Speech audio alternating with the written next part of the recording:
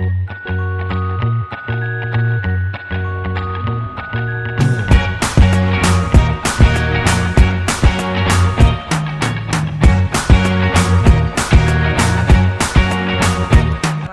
warahmatullahi wabarakatuh. Selamat siang. Hari ini saya akan menyampaikan materi mengenai penyakit jantung bawaan. Kita tahu bahwa penyakit jantung bawaan itu banyak sekali ya. Dan pada kesempatan ini saya tidak akan menjelaskan semua, tetapi saya hanya akan menjelaskan mengenai penyakit paten ductus arteriosus. Dan pada pembahasan hari ini adalah mengenai apa itu paten ductus arteriosus, kemudian bagaimana hemodinamik, bagaimana gejala klinik, dan akhirnya adalah bagaimana tata laksananya. Baik, kita akan mulai dengan apa itu paten ductus arteriosus. Saya akan bertanya terlebih dahulu, apakah ada di antara kalian yang sudah mengetahui mengenai paten ductus arteriosus?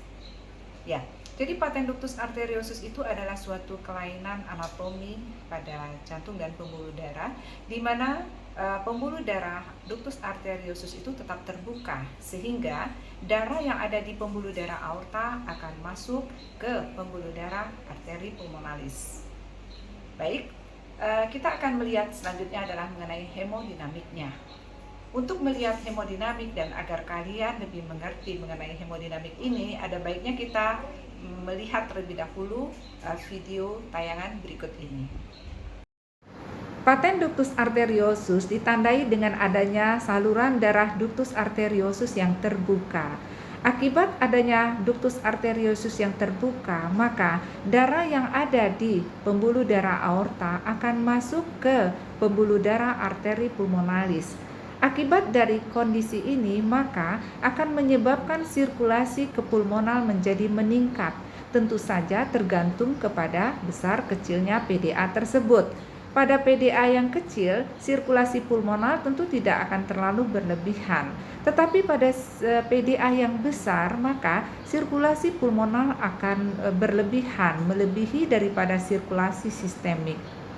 Baik, selanjutnya kita akan melihat bagaimana gejala dari paten ductus arteriosus.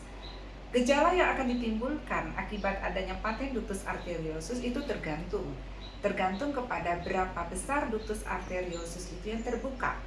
Jika ductus arteriosus yang terbuka itu kecil, tentu saja hampir tidak ada gejalanya, sehingga kita menyebutnya asimptomatik. Tetapi jika ductus arteriosus itu terbuka besar, maka akan banyak gejala yang muncul akibat dari paten ductus arteriosus tersebut. Gejala itu bisa berupa gagal jantung, bisa berupa pulmonary hipertensi, dan bisa juga berupa malnutrisi. Kita sudah mendengarkan bagaimana hemodinamiknya dan bagaimana gejalanya.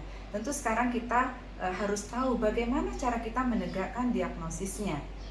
Tentu saja untuk menegakkan diagnosis dari paten ductus arteriosus ini, kita harus mulai dulu dari pemeriksaan fisik. Jadi kita melakukan pemeriksaan fisik, mendengar bunyi jantung pada anak tersebut. Kemudian kita bisa melakukan pemeriksaan EKG, lalu kita juga bisa melakukan pemeriksaan fototoraks, dan untuk memastikan penyakit tersebut, kita harus melakukan pemeriksaan ekokardiografi. Baik, kita akan lanjutkan dengan tata laksana.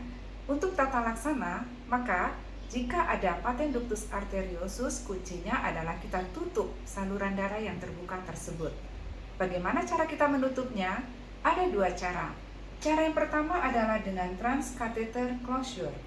Cara yang kedua adalah dengan jalan operasi, yaitu dengan melakukan ligasi pada ductus arteriosus. Demikianlah penyampaian materi kuliah pada hari ini.